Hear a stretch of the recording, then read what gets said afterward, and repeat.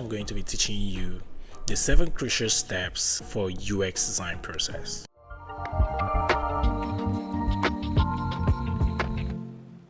The first one is research and discovery. Before you go into designing a product, you need to conduct some research. You need to talk to the users. You need to talk to the targeted audience, people that are actually going to use this product, because you're not just going to be the person that is going to use it. You don't just design based on assumption. You need to validate your design. So the only way to do that is to conduct a proper research and discovery. Do some competitors analysis. Talk to some people that will use this. Look at some of the competitors that are already doing the same thing that the product you're trying to build would do or does, right? So these are some of the things you cover on the research and discovery. Now, number 2 is defining user personas. You have finished talking to the potential users or the targeted audience that would use this app. Now it's time for you to segment all these people. It's just you trying to group them based on their frustrations, based on their motivation on using that particular product, because you will not definitely analyze hundreds of people that you've interviewed or that participated in all these interviews that you conducted.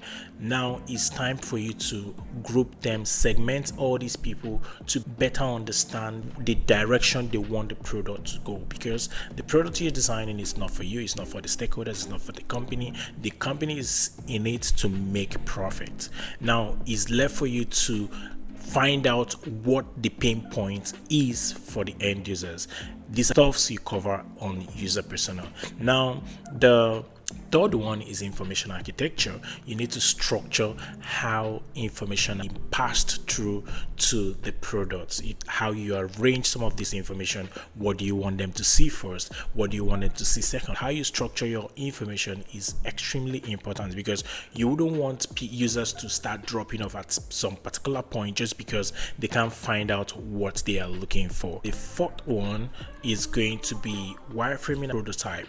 You've actually finished doing all of those things, the research, the user personas. It's time for you to draft a wireframe of what you feel this product will look like. How will this approach solve this user's problem? Because remember, you've conducted some research. You need to now articulate or draft a design solution to solve all those problems that were highlighted while you're talking to the users, because you just need to draft a rough sketch of what you feel could be a better approach or to validate your design decisions, because you draft this sketch in form of wireframe to show an understanding of what you feel could be a better way to approach this problem. Now prototyping is just you trying to bring all those high fidelity mock-ups to represent what the end product would look like, right?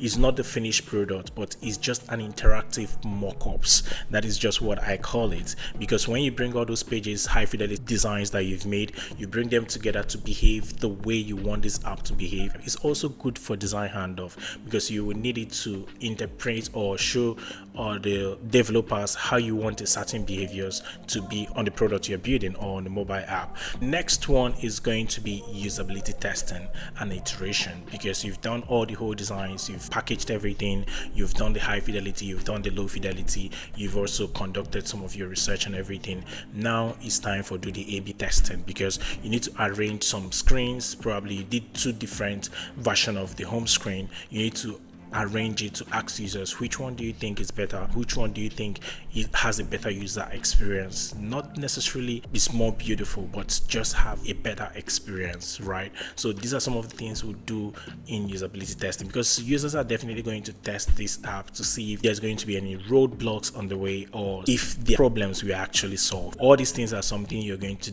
find out or figure out during the usability testing, because you don't just finish and just hand off the product without conducting conducting user testing. Then after that, they might raise issues. You will now go back and fix all those issues. That is what we call iterations. When you find out that the home screen is not actually how they want it to be, you have to go back and design another home screen, then come back again and do a proper user testing, or probably get some feedback, then go back and redesign based on the feedback you've actually gotten. Now we're going to move to the next one, which is redesign and develop handoff. Now it's time for you to properly hand off those designs that you've made. It's time for you to push it down to the developers.